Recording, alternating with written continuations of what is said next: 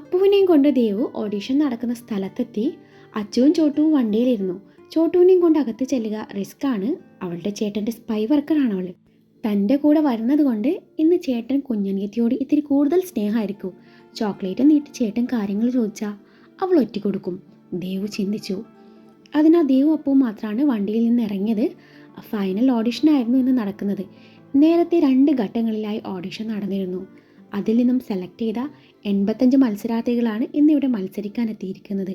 അതിൽ നിന്നും നന്നായി പാടുന്ന 50 മത്സരാർത്ഥികളെ വെച്ചിട്ടാണ് ഈ പരിപാടി നടക്കുന്നത്. ഒരു വർഷത്തിലധികം നീണ്ടു നിൽക്കുന്ന പ്രോഗ്രാമാണിത്. സെലക്ഷൻ കിട്ടിയ അപ്പുവിനെ പരിപാടിയിൽ പങ്കെടുപ്പിക്കുക എന്നത് തന്നെ സംബന്ധിച്ചിടത്തോളം അതൊരു വെല്ലുവിളിയായിരിക്കും.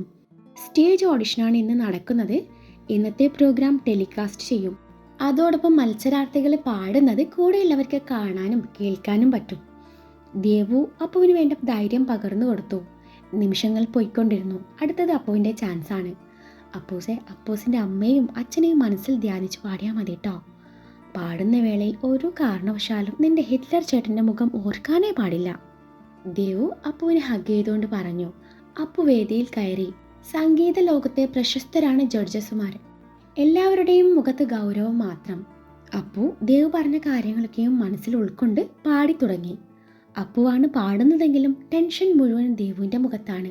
മത്സരാർത്ഥിയുടെ കൂടെ വന്നയാൾ എന്ന നിലയിൽ ദേവുവിനെ ക്യാമറ കണ്ണുകൾ ഫോക്കസ് ചെയ്യുന്നുണ്ട്. എൻ്റെ പൊന്നു ക്യാമറ ചേട്ടാ, ഞാനൊന്ന് ജീവിച്ചു പോയിക്കോട്ടെ. ഈ സമയത്ത് എൻ്റെ മുഖത്ത് പല ഭാവങ്ങളും വരും. അതൊക്കെ സൂം ചെയ്ത് ക്യാമറയെ പകർത്തി യൂട്യൂബിലിട്ട് എന്നെ വൈറലാക്കി കളയല്ലേ. ശോ, അതെങ്ങാനും ആ ഹിറ്റ്ലർ കണ്ട അതോടെ എൻ്റെ കാര്യത്തിൽ ഒരു തീരുമാനമാവും. കണ്ണിൽ ചോരയില്ലാത്ത ആ കെട്ടിയോൻ എന്നെ ഡിവോഴ്സ് ചെയ്തെന്ന് വരാം. ശോ, മാസ്ക് ഇട്ട് വന്നാൽ മതിയായിരുന്നു. ഇപ്പം എന്തായാലും ഇക്കാര്യം ഹിറ്റ്ലർ അറിയണ്ട. അപ്പുവിൻ്റെ പാട്ട് എല്ലാവരും ഇഷ്ടപ്പെട്ടു തുടങ്ങുമ്പോൾ മനുവേട്ടൻ എന്തായാലും ഇക്കാര്യം അറിയും. അന്ന് വരുന്നിടത്ത് വെച്ച് കാണാം. അതുവരെ എല്ലാം ഭംഗിയായി നടന്നാൽ മതിയായിരുന്നു. ദേവു ഓരോന്ന് ചിന്തിച്ചു കൊണ്ടിരുന്നു. വേദിയിൽ നിന്നും നിറഞ്ഞ കയ്യടികൾ ഉയർന്നു. അപ്പോഴാണ് ദേവു ചിന്തയിൽ നിന്നുണർന്നത്. അപ്പുവിനെ അഭിനന്ദിച്ചുകൊണ്ട് ജഡ്ജസുമാർ ഓരോന്ന് പറഞ്ഞുകൊണ്ടിരുന്നു. അതോടൊപ്പം ജഡ്ജസിൻ്റെ ഭാഗത്തു നിന്നും യു ആർ സെലക്റ്റഡ് എന്ന് കൂടി കേട്ടതും അപ്പുവിനേക്കാൾ സന്തോഷിച്ചത് ദേവു ആണ്. അപ്പു ദേവുവിനെ ഇറുകെ പുണർന്നു. ശേഷം അവിടുത്തെ ഫോർമാലിറ്റീസൊക്കെയും കഴിഞ്ഞു. അവരവിടെ നിന്ന് പുറത്തിറങ്ങാൻ ഒരുങ്ങി. ആ നേരത്താണ് അബിയുടെ വീഡിയോ കോൾ വരുന്നത്. പതിവില്ലാതെയുടെ അബിയുടെ വീഡിയോ കോൾ കണ്ടതും ദേവു ശരിക്കും ഒന്ന് പതറി. എൻ്റെ ദൈവമേ, ഇനി ഇത് ലൈവായിട്ട് ടെലികാസ്റ്റ് ചെയ്ത് കാണുമോ? അങ്ങനെ വരാൻ വഴിയില്ല. ഇതല്ല. ഇനിയിപ്പോൾ ഞങ്ങൾ എവിടെയെവിടെയെങ്കിലും വെച്ച് ആൾ കണ്ടു കാണോ? ഇനിയിപ്പോൾ എന്നെ ടെസ്റ്റ് ചെയ്യാൻ വേണ്ടി വിളിക്കുന്നതാണോ? ദേവുവിൻ്റെ മനസ്സിൽ ഒരുപാട് ചോദ്യങ്ങൾ ഉയർന്നു വന്നു. ദൈവമേ, എന്നേക്കാളും വലിയ മൂർഖനെയാണല്ലോ ഞാൻ ചവിട്ടിയെ. ഇയാൾക്ക് അവിടെ ഡ്യൂട്ടി ഒന്നുമില്ലേ? എടുക്കണോ? ദേവു ഓരോന്ന് മനസ്സിൽ വിചാരിച്ചുകൊണ്ട് ഒടുവിൽ അവൾ ഒരു ഭാഗത്തേക്ക് മാറി നിന്നു. കോൾ അറ്റൻഡ് ചെയ്തു. പേടിച്ച പോലെ ഒന്നും അല്ലായിരുന്നു. ആളല്പം കിന്നരിക്കാൻ വേണ്ടി വിളിച്ചതാ. അതിൻ്റെ കൂടെ ഉമ്മയും വേണോന്ന്. സംസാരിക്കുന്നതിൻ്റെ തന്നെ കഷ്ടം അവൾക്ക് അറിയൂ. ആള് പഞ്ചാര കുഞ്ചുവായാലേ വല്ലാണ്ടങ്ങ് പഞ്ചാര അടിച്ച് മനുഷ്യനെ കൊന്നു കളയും. ദേവു വിചാരിച്ചു. അവൾ ഉമ്മ കൊടുക്കാഞ്ഞതുകൊണ്ട് ആൾ പിണങ്ങിയിട്ടാണ് പിന്നെ ഫോൺ വെച്ചത്. എന്തായാലും പിണങ്ങിയത് നന്നായി. ഇല്ലല്ലോ ഇപ്പോഴൊന്നും വെക്കില്ലായിരുന്നു. താൻ വീട്ടിലെത്തിയെന്ന് പറയുകയും ചെയ്തു പോയി. നിന്റെ ബെഡ്റൂമിലെ പെയിൻ്റ് എപ്പോഴാണ് മാറ്റിയത്? അതിനിടയിൽ പുള്ളിക്കാരൻ്റെ ചോദ്യം ഇതാണ്. ഒടുവിൽ എന്തൊക്കെയോ പറഞ്ഞൊപ്പിച്ചു അവൾ ഫോൺ വെക്കുകയായിരുന്നു. അപ്പുവിന് സെലക്ഷൻ കിട്ടിയ കാര്യം ദേവു ആമിയെ വിളിച്ച് അറിയിച്ചു. ആമിക്ക് സന്തോഷത്തിനേക്കാളേറെ ആദിയായിരുന്നു. സന്തോഷം പ്രമാണിച്ചു സീറ്റ്സൊക്കെയും വാങ്ങിച്ചുകൊണ്ടാണ് ദേവു വീട്ടിലേക്ക് ചെന്നത്. അതിനിടയിൽ പാറുവിൻ്റെ വീട്ടിൽ ചെന്ന് അവളെയും പിക്ക് ചെയ്തു. തൻ്റെ വീട്ടിലേക്കാണെന്ന് അവളോട് പറഞ്ഞില്ലായിരുന്നു. പറഞ്ഞ അവൾ വരില്ലെന്ന് ദേവുവിന് അറിയായിരുന്നു.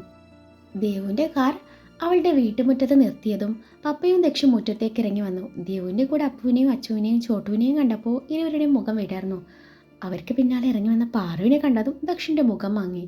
പപ്പ, ആ നിലവിളക്ക് കൂടി കഴുകി വെച്ചിരുന്നേ. പാറുവിൻ്റെ കയ്യിൽ നിലവിളക്ക് കൊടുത്ത് ഇന്ന് തന്നെ ആ ചടങ്ങ് കൂടി നടത്തായിരുന്നു അല്ലേ? ഞാൻ അക്കാര്യം ഓർത്തില്ല. അതും പറഞ്ഞുകൊണ്ട് ദേവു ദക്ഷിൻ്റെ ഇരു കവിളിലും പിടിച്ച് കൊഞ്ചിച്ചുകൊണ്ട് അകത്ത് കയറി. ദേവുവിന് പിന്നാലെ പാറുവും അകത്തേക്ക് കയറി. അന്നേരം ദക്ഷിൻ്റെ മുഖത്തേക്ക് നോക്കാതിരിക്കാൻ പാറു ശരിക്കും പാടുപെട്ടു. നേരം ഒരുപാട് വൈകിയതിനാ അവർ പെട്ടെന്ന് തന്നെ ഫുഡ് കഴിച്ചു. നല്ല ഒന്നാം തരം സദ്യ തന്നെ ദക്ഷും പപ്പയും കൂടി റെഡിയാക്കിയിരുന്നു. രാത്രി അബി കൂടി വരുമല്ലോ, അതുകൊണ്ട് രാത്രി നോൺ വെജ് ഉണ്ടാക്കാം എന്ന തീരുമാനത്തിലായിരുന്നു. ഭക്ഷണം കഴിഞ്ഞു. ദേവു എല്ലാവർക്കും കൂടി സ്വീറ്റ്സ് കൊടുത്തു. സന്തോഷത്തിൻ്റെ പിന്നിൽ എന്താണെന്ന് മാത്രം എത്ര നിർബന്ധിച്ചിട്ടും ദേവു പറഞ്ഞില്ല. എല്ലാം വഴി അറിയൂ എന്ന ഡയലോഗ് കൂടി ദേവു പറഞ്ഞതോടെ ഇനിയിപ്പോൾ താൻ മാമനാവാൻ പോവുകയാണോ എന്നോർത്ത് ദക്ഷ് രണ്ടും കൽപ്പിച്ച് അതിനിടയിൽ അബിക്കൊരു കൺഗ്രാറ്റ്സും അയച്ചു. ദേവുവിൻ്റെ മുറിയുടെ തൊട്ടരികിലെ മുറി നാത്തൂന്മാർക്ക് കൊടുത്തു. ഇപ്പോൾ അബിയില്ലല്ലോ, അതുകൊണ്ട് ദേവു അവരുടെ കൂടെ തന്നെ ആ മുറിയിൽ ചെലവഴിച്ചു. അച്ചു അപ്പുവും ചോട്ടുവും മുറിയിൽ സെറ്റ് ചെയ്തിട്ടുള്ള ടി വിയിൽ മൂവി കാണുന്നുണ്ട്. അന്നേരം ദേവു അവരോട് കാര്യം പറഞ്ഞു. പാറുവിനെയും കൂട്ടി ദക്ഷിൻ്റെ മുറിയിലേക്ക് നടന്നു. അതിനിടയിൽ ദേവു പാറുവിനോട് സംസാരിച്ചിരുന്നു. പാറു തൻ്റെ ഉള്ളിലുള്ളത് മുഴുവനും ദേവുവിനോട് പറഞ്ഞു. ദേവു ദക്ഷിൻ്റെ മുറിയിലേക്കാണ് തന്നെയും കൊണ്ട് പോകുന്നത് എന്നറിഞ്ഞതും പാറുവിൻ്റെ മുഖം ചെറുതായി വിളറി. ദേവു മുറിയിലേക്ക് ചെല്ലുമ്പോൾ ദക്ഷ് ബിസിനസ് സംബന്ധമായ ഒരു വീഡിയോ കോളിലായിരുന്നു. തൻ്റെ മുറിയിലേക്ക് വന്ന ദേവുവിനെയും പാറുവിനെയും ദക്ഷ് ഒന്ന് നോക്കി. അതിനിടയിൽ ദക്ഷ് ആരുമായാണ് സംസാരിക്കുന്നത് എന്നറിയാൻ വേണ്ടി ദേവു സ്ക്രീനിലേക്ക് ഒന്ന് എത്തി നോക്കി. തൻ്റെ സിസ്റ്റർ ആണെന്നും ആളിത്തിരി കുറുമ്പാണെന്നും പറഞ്ഞ് ദക്ഷ് പെട്ടെന്ന് കോൾ അവസാനിപ്പിച്ചു. പിന്നീട് അവളെ കണ്ണുരുട്ടി നോക്കി. ഇയാൾ എന്തിനാ എന്നെ ഇങ്ങനെ നോക്കി പേടിപ്പിക്കുന്നത്? ഇയാൾ ആരോടാണ് സംസാരിക്കുന്നത്? ഒരു സഹോദരി എന്ന നിലയിൽ എനിക്കറിയാനുള്ള അവകാശമുണ്ട്. പ്രത്യേകിച്ച് എൻ്റെ കൂട്ടുകാരിയും ഇയാളും തമ്മിൽ കല്യാണം പറഞ്ഞു വെച്ചിരിക്കുന്ന ഇതുപോലൊരു സിറ്റുവേഷനിൽ എൻ്റെ ചേട്ടൻ വഴിതെറ്റി പോകരുതല്ലോ, അത്രേ ഞാൻ ഉദ്ദേശിച്ചുള്ളൂ. അല്ല ദച്ചുവേട്ടാ, ഇനി ഇതിങ്ങനെ വെച്ച് നീട്ടണോ? നമുക്കങ്ങ് പെട്ടെന്ന് നടത്തിയാലോ? ദേവ് പറഞ്ഞു. എന്ത്? ദക്ഷ ചോദിച്ചു. എന്തെന്നോ? എൻ്റെ ബ്രോ, നിങ്ങളുടെ കല്യാണക്കാരെ ഞാൻ പറയുന്നത്. പെണ്ണെൻ്റെ ഫ്രണ്ടും പയ്യനെൻ്റെ ബ്രദറും ആയ സ്ഥിതിക്ക് ഇതിന് മുൻകൈ എടുക്കേണ്ടത് ഞാൻ തന്നെയല്ലേ? പാറുവിനെ തിരികെ കൊണ്ടുവിടാൻ നേരം നിങ്ങളുടെ കാര്യം വേണേ ഞാൻ പാറുവിൻ്റെ അച്ഛനോട് സംസാരിക്കാം. എൻ്റെ അമ്മൂ, ഞാൻ ഇക്കാര്യം നിന്നോട് പറയാനിരിക്കുമായിരുന്നു. നീ വിചാരിക്കും പോലെ ഒന്നുമല്ല കാര്യങ്ങൾ. അന്ന് അനുവിൻ്റെ കഴുത്തിൽ താലി കെട്ടുന്നതിൽ നിന്നും രക്ഷപ്പെടാൻ വേണ്ടി ഞാനൊരു കള്ളം പറഞ്ഞതാ. അല്ലാതെ ഞങ്ങൾ തമ്മിൽ ഒരു ബന്ധവുമില്ല. വേണേ നീ നിന്റെ കൂട്ടുകാരിയോട് ചോദിച്ചു നോക്ക്. പാർവതി, നീ ഒന്ന് പറ, നിനക്ക് എന്നെ ഇഷ്ടമല്ലെന്ന്. ദക്ഷ് പാർവതിക്ക് നേരെ തിരിഞ്ഞുകൊണ്ട് പറഞ്ഞു.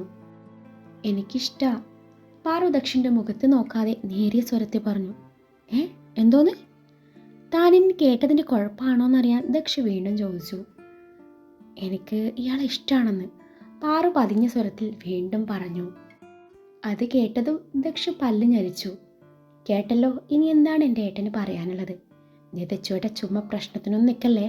വിവാഹ വാഗ്ദാനം നൽകി പറ്റിച്ചെന്നും പറഞ്ഞ് ഈ കൊച്ചെങ്ങാനും കോടതിയെ സമീപിച്ചാൽ നമ്മൾ രണ്ടുപേരും കുടുങ്ങൂട്ടോ. എല്ലാവരുടെയും മുന്നിൽ വെച്ച് ദച്ചുവേട്ടനെ ഓരോന്ന് വിളിച്ച് പറയുമ്പോൾ ഓർക്കണമായിരുന്നു, എനിക്ക് ഈ കോടതി കയറി ഇറങ്ങാനൊന്നും വയ്യെന്ന്. അപ്പോൾ നിങ്ങൾ സംസാരിച്ച് കാര്യങ്ങളൊക്കെ ഒന്ന് സെറ്റ് ചെയ്ത ശേഷം എന്നെ വിളിച്ചാൽ മതി. ഞാൻ അപ്പുറത്തെ മുറിയിൽ കാണും എന്നും പറഞ്ഞ് ദേവ് മുറി വിട്ടിറങ്ങി. അതിനിടയിൽ അവൾ ഡോർ അടിച്ച് പുറത്തു നിന്ന് ലോക്ക് ചെയ്യുക കൂടി ചെയ്തു. ഡി അമ്മു, ഡോർ തുറക്ക്. ദക്ഷ ഡോറിൽ തട്ടി വിളിച്ചു. ഞാൻ തുറക്കൂല. ഡി കുരിപ്പ തുറക്കാൻ. ഇല്ലെന്നല്ലേ പറഞ്ഞേ? ഡി പോത്ത തുറക്കാൻ. തുറക്കൂലടാ പട്ടി. പട്ടി നിന്റെ കെട്ടിയോൻ. ദക്ഷ മനസ്സിൽ പറഞ്ഞതാണ്. അയ്യോ മോളെ, അങ്ങനൊന്നും പറയാൻ പാടില്ല. ഞാൻ നിന്റെ ചേട്ടനല്ലേ? ദക്ഷ് കാളം മാറ്റി. ആണല്ലോ, എന്നതേ രണ്ടുപേരും പെട്ടെന്ന് സംസാരിച്ചേ കാര്യങ്ങൾ ഒത്തുതീർപ്പാക്കിയിക്കണം. ഇല്ലേ ചേട്ടൻ അവിടെ നിന്ന് ഇറങ്ങില്ല. എൻ്റെ തനി സ്വഭാവം ചേട്ടൻ അറിയാലോ. നഹീന്ന് പറഞ്ഞാൽ നഹി. അപ്പോഴേക്കും ഞാൻ ഒന്ന് ഉറങ്ങിയേച്ച് വരാം എന്നും പറഞ്ഞ ദേവ് കീയും കൊണ്ടുപോയി. അമ്മു, മോളെ തുറക്കടാ. അമ്മു, അമ്മു, അമ്മു നീ പോയോ? ദക്ഷ് വിളിച്ചിട്ടും മറുപടിയൊന്നും ഇല്ല എന്നായപ്പോൾ അവൾ പോയെന്ന് മനസ്സിലാക്കി ദക്ഷ് പാറുവിന് നേരെ തിരിഞ്ഞു അവളെ ദഹിപ്പിച്ച് നോക്കി. നീ എന്താ അമ്മുവിനോട് പറഞ്ഞത്? പറ, എന്താ പറഞ്ഞതെന്ന് ദക്ഷ് കല്ലിപ്പിച്ച് നോക്കിക്കൊണ്ട് ചോദിച്ചു. അതെ, എനിക്ക് ഇഷ്ടമാണെന്ന് പാറു പതിയെ പറഞ്ഞു. ഇഷ്ടമാണെന്നോ? നിന്നോട് ആര് പറഞ്ഞടി എന്നെ ഇഷ്ടപ്പെടാൻ? പറ. ദക്ഷിൻ്റെ ശബ്ദം ഉയർന്നു. ആരും പറഞ്ഞില്ല, അറിയാതെ ഇഷ്ടപ്പെട്ടു പോയതാ. പാറുവിന് അവൻ്റെ നോട്ടവും ശബ്ദത്തിലെ ഗൗരവവും കണ്ട് പേടി തോന്നി. അങ്ങനെ ഒറ്റ നോട്ടത്തിൽ ഒരാൾ ഇഷ്ടപ്പെടാൻ പറ്റുമോ? പറ്റുമോന്ന്? അതുമല്ല, നീ മാത്രം ഇഷ്ടപ്പെട്ടാൽ മതിയോ? എനിക്കും കൂടി ഇഷ്ടം തോന്നണ്ടേ? ഞാൻ നിന്നോട് പറഞ്ഞതല്ലേ എൻ്റെ മനസ്സിലുള്ളത് മുഴുവനും. എന്നിട്ടും നീ?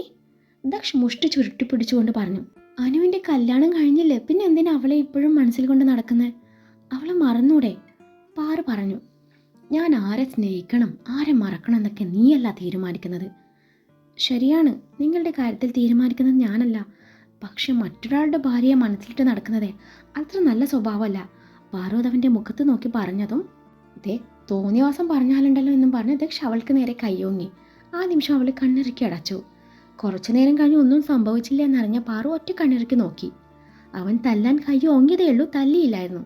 അന്നേരം പാറു ദേവ് പറഞ്ഞു കൊടുത്ത അവസാന അടവ് തന്നെ പ്രയോഗിച്ചു.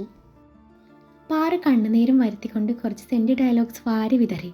അതിലുറപ്പായും പുള്ളി വീഴുമെന്ന് ദേവ് പറഞ്ഞിരുന്നു. ദച്ചുവേട്ടൻ എന്നോട് ക്ഷമിക്കണം. പാറു എന്തോ പറയാൻ വന്നതും ദക്ഷ് അവളെ ദഹിപ്പിച്ച് നോക്കി. സോറി, ദേവുവിൻ്റെ തച്ചുവേട്ടൻ എന്നോട് ക്ഷമിക്കണം. ദേവുവിൽ നിന്നും കേട്ടറിഞ്ഞ അവളുടെ ഏട്ടനോട് ആദ്യം എനിക്ക് തോന്നിയത് ആരാധനയായിരുന്നു, പിന്നീട് ബഹുമാനമായിരുന്നു. പലപ്പോഴും തോന്നിയിട്ടുണ്ട് അതുപോലെ ഒരാളെ സ്നേഹിക്കാൻ കിട്ടിയിരുന്നെങ്കിലെന്ന്.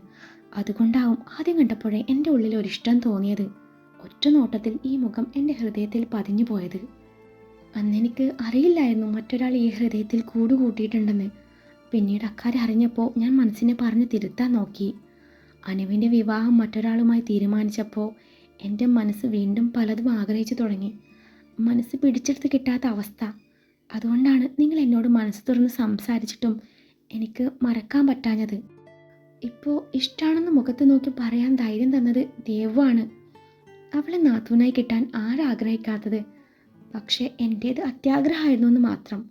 ഇനി ഞാൻ ഒരിക്കലും നിങ്ങൾക്ക് ശല്യമാവില്ല. ദേവു ഡോർ തുറന്നാൽ ഞാൻ ഇവിടെ നിന്ന് പോയിക്കോളാം. നിങ്ങൾ ഇഷ്ടപ്പെടുന്ന നല്ലൊരു പെൺകുട്ടിയെ തന്നെ ഭാര്യയായി കിട്ടട്ടെ. ഞാൻ പ്രാർത്ഥിക്കാം. പക്ഷേ എൻ്റെ മനസ്സിൽ തച്ചുവേട്ടൻ, അല്ല, ദേവുവിൻ്റെ തച്ചുവേട്ടൻ മാത്രമേ ഉണ്ടാവൂ. നമ്മൾ ഒരുമിച്ചുള്ള ഓർമ്മകളും നെഞ്ചിലേറ്റി ഞാൻ ഇനിയുള്ള കാലം ജീവിച്ചോളാം. അത്രയും പറഞ്ഞ് പാറു വീണ്ടും കുറച്ച് കണ്ണീരൊക്കെ വരുത്തി. നമ്മൾ ഒരുമിച്ചുള്ള ഓർമ്മകളോ? അതിന് മാത്രം എപ്പോഴാണ് നമ്മൾ ഒരുമിച്ചുണ്ടായത്? ദക്ഷ ചോദിച്ചു. അത് പിന്നെ ഇപ്പം കണ്ടില്ലേ, പിന്നെ ആദ്യമായി ഈ മുറി വെച്ച് കണ്ടില്ലേ, അതൊക്കെ എനിക്ക് നല്ല ഓർമ്മകളാണ്. അത് നീ അത്രയ്ക്കാണ് ഓർക്കണ്ട. അവളുടെ ഒരു നല്ല ഓർമ്മകൾ. അതെ, നിന്റെ കരച്ചിലും സങ്കടം പറച്ചിലൊക്കെ കണ്ട അഭിനയാണെന്ന് തോന്നിയേയില്ല. അത്രയ്ക്ക് ആർട്ടിഫിഷ്യലായിരുന്നു. എൻ്റെ പെങ്ങള് പറഞ്ഞതെന്നായിരിക്കും ഇതൊക്കെ അല്ലേ? കള്ളിയും കള്ളിക്ക് കഞ്ഞി വെക്കുന്നവളും രണ്ടും കൊള്ളാം. ആര് പറഞ്ഞു? എൻ്റെ സങ്കടമൊക്കെ ഉള്ളീന്ന് വന്നതാ. പാറു പതുക്കെ പറഞ്ഞു. ഉള്ളീന്നായാലും മുളകീന്നായാലും ഇനി ഇമാതിരി ഓഞ്ഞ ഡയലോഗ്സും കരച്ചിലും കൊണ്ട് എൻ്റെ അടുത്ത് വന്ന് ചവിട്ടി കൂട്ടും ഞാൻ. മറ്റൊരുത്തൻ്റെ ഭാര്യയെ മനസ്സിൽ കൊണ്ട് നടക്കാൻ അത്ര ചീപ്പൊന്നുമല്ല ഞാൻ. എന്തായാലും നനഞ്ഞു പോയില്ലേ, ഇനി കുളിച്ചിട്ട് കയറിയേക്കാം. അല്ലാതെ പിന്നെന്ത് ചെയ്യാൻ? അമ്മ ഇടപെട്ട കേസായതുകൊണ്ട് നിന്നെ കെട്ടാന്ന് സമ്മതിക്കാതെ അവൾ ഡോർ തുറക്കില്ല. ഏതെങ്കിലും ഒരുത്തി കെട്ടിയല്ലേ പറ്റൂ. അതിനി നീ എങ്കിൽ നീ. എനിക്ക് ഈ വിവാഹത്തിന് സമ്മതം. ഒന്നെൻ്റെ പെങ്ങളെ ഇക്കാര്യം കമ്പിയടിച്ച് അറിയിക്കാൻ പറ്റുമെന്ന് നോക്കട്ടെ. ഇല്ലെങ്കിൽ അവളിൽ നമ്മളെ ഒരു മുറി കിടത്തും. അതും പറഞ്ഞ് ദക്ഷ് തൻ്റെ പോക്കറ്റിൽ നിന്നും ഫോൺ എടുത്ത് ദേവുവിനെ വിളിച്ച് കാര്യം പറഞ്ഞു. അടുത്ത നിമിഷം ഡോറും തുറന്ന് ദേവു വന്നതും ദക്ഷ് അവളെ ദഹിപ്പിച്ച് നോക്കി. അവൾ നന്നായിട്ടൊന്ന് ഇളിച്ച് കാണിച്ചു പാറുവിനെ തൻ്റെ ഷോൾഡർ കൊണ്ട് പിടിച്ച് തള്ളി. അവൾ ബാലൻസ് കിട്ടാതെ ദക്ഷിൻ്റെ നെഞ്ചിൽ ചെന്ന് ലാൻഡ് ചെയ്തു. അവൾ വീഴാതിരിക്കാൻ അവൻ അവളെ പൊതിഞ്ഞു പിടിച്ചു പോയിരുന്നു. ആ നിമിഷം ദേവ് അത് തൻ്റെ ക്യാമറയിൽ പകർത്തി. അപ്പോൾ തന്നെ ആ ഫോട്ടോ ദേവ് സ്റ്റാറ്റസായും സ്റ്റോറിയായും പോസ്റ്റ് ചെയ്തു. കൂടെ ഗെറ്റിംഗ് ഹിസ്റ്റ് എന്ന ക്യാപ്ഷൻ കൂടി കൊടുത്തു. ഹോസ്പിറ്റലിൽ നിന്ന് ഇറങ്ങാൻ നേരാണ് ദക്ഷിൻ്റെ കൺഗ്രാറ്റ്സ് എന്ന മെസ്സേജ് അഭി കാണുന്നത്. ഇവനെന്തിനാ എനിക്ക് കൺഗ്രാറ്റ്സ് പറയണേ? ഇവന് വട്ടായോ? എന്തായാലും ചോദിച്ചേക്കാം എന്ന് കരുതി അഭി ദക്ഷിന് കോൾ ചെയ്തു. ഏറെ നാളുകൾക്ക് ശേഷമാണ് ഇരുവരും കോൾ ചെയ്യുന്നത്. ദക്ഷ് കോൾ അറ്റൻഡ് ചെയ്തു. ഹലോ, ഞാനാ. ഗെറ്റിംഗ് ഹിസ്റ്റ് അമ്മൂൻ്റെ സ്റ്റാറ്റസ് കണ്ടു. കൺഗ്രാറ്റ്സ്. ഞാൻ അങ്ങോട്ടല്ല പറയണ്ടേ, പിന്നെന്തിനാ ഇങ്ങോട്ടൊരു കൺഗ്രാറ്റ്സ്? അഭി ചോദിച്ചു. ഞാൻ മാമനാവാൻ പോകുന്നു എന്നറിഞ്ഞു, അതിൻ്റെ സന്തോഷം അറിയിച്ചതാ, ദക്ഷ് പറഞ്ഞു. നീ മാമനാവുന്നതിന് എനിക്കെന്തിനാ കൺഗ്രാറ്റ്സ്? എൻ്റെ പെങ്ങളുടെ കെട്ടിയ നീ ആയതുകൊണ്ട്. നീ എന്താ പറഞ്ഞേ? അഭി ഒരു നിമിഷം ഞെട്ടി.